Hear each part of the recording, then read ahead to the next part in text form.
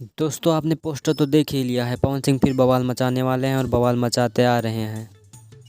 पवन सिंह ने लगातार 3 छठ गीत गाए और तीनों ट्रेंडिंग में चले गए और उनका एक नया एल्बम आने वाला है। इससे पहले अगर आप पवन सिंह के बहुत बड़े वाले फ़ैन हैं तो चैनल को सब्सक्राइब करें और वीडियो को लाइक करें। हम पवन सिंह से जुड़ी सभी अपडेट लाते रहते हैं। सिंह का एक और सॉन्ग आने वाला है जिसका टाइटल है हरी हरी ओढ़नी और ये रहा वो टाइटल पोस्टर। तो दोस्तों आपको बताते चलें पवन सिंह का ये गाना आने वाला है DRS चैनल पर। फिर से एक बार देखने को मिलेगा हमें पुदीना वाली जोड़ी। देखते हैं क्या पुदीना का रिकॉर्ड तोड़ पाएगा ये गाना। इस गाने को पवन सिंह और अनुपमा यादव ने गाया है। इस गाने के गीतकार आशुतोष तिवारी, संगीत प्रियांशु सिंह, निर्देशक पवन बाला हैं और एक्टर्स वही पुदीना वाली जोड़ी पवन सिंह, डिम्पल सिंह।